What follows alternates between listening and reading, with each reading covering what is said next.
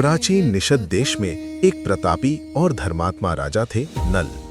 वे वीर थे, कुशल रथी थे और अपनी प्रजा से अपार प्रेम करते थे। उनका हृदय जितना साहसी था उतना ही कोमल भी। दूर विदर्भ की राजकुमारी दमयंती ने उनके गुणों की चर्चा सुनी और बिना देखे ही मन से उन्हें अपना वर मान लिया। स्वयंवर में देवताओं के बीच दमयंती ने नल को पहचानकर उन्हें ही पति चुना। उनका प्रेम मानो स्वर्ग और पृथ्वी का मिलन था। लेकिन सुख अधिक समय तक स्थिर नहीं रहता। कलयुग के अधिष्ठाता कली ने दमयंती द्वारा देवताओं को ठुकराने का अपमान सहन न किया। उसने अवसर खोजा और नल के मन में प्रवेश कर उन्हें जुए की ओर प्रवृत्त किया। नल ने अपने भाई पुष्कर के साथ द्यूत खेला। एक एक कर उन्होंने अपना धन, राज्य, रथ, सेना सब कुछ हार दिया। अंततः वे निषद से निष्कासित कर दिए गए। राजा से वनवासी बन जाना ये केवल बाहरी पतन नहीं था, बल्कि भीतर का भीषण मानसिक संघर्ष था। वन में नल और दमयंती ने कष्ट सहा।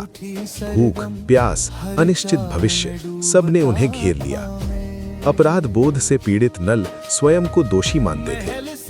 एक रात अपनी प्रिय पत्नी को कष्ट से बचाने के लिए वे उसे सोता छोड़ अकेले ही वन में चले गए। ये उनका सबसे कठिन निर्णय था, प्रेम से दूर जाना ताकि प्रेम बचा रहे। अकेले भटकते हुए नल को एक सर्प ने डसा। वो सर्प वास्तव में एक शापित नाग था, जिसने नल को एक नया रूप दे दिया। वे काले, कुरूप और साधारण दिखने लगे। अब वे बहुक नाम से जीवन बिताने लगे। उन्होंने अयोध्या के राजा ऋतुपर्ण के यहाँ सारथी का कार्य किया। वे चुपचाप रहते, अपने भीतर की आग को साधते। परंतु इस वनवास ने उन्हें तोड़ा नहीं, गढ़ा। उन्होंने धैर्य सीखा, आत्मनियंत्रण सीखा और द्यूत के रहस्य भी समझे। उधर दमयंती ने भी हार नहीं मानी। उसने विश्वास रखा कि उसका नल जीवित है।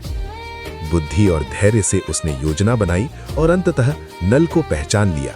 चाहे उनका रूप बदल गया था, पर आत्मा वही थी।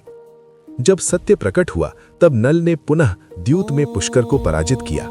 इस बार विवेक और संयम के साथ उन्होंने अपना राज्य वापस पाया। लेकिन इस बार वे पहले जैसे राजा नहीं थे। अब वे भीतर से परिपक्व थे। उन्होंने समझ लिया था, भाग्य केवल खेल नहीं है, वह मन की दुर्बलताओं की परीक्षा है। नल और दमयंती का पुनर्मिलन केवल राज्य की पुनः प्राप्ति नहीं था, बल्कि आत्मविश्वास, प्रेम और पुनरुत्थान की विजय थी। उनकी कथा सिखाती है, मनुष्य सब कुछ खो सकता है, पर यदि धैर्य और सत्य पर विश्वास बना रहे तो खोया हुआ राज्य भी लौट सकता है।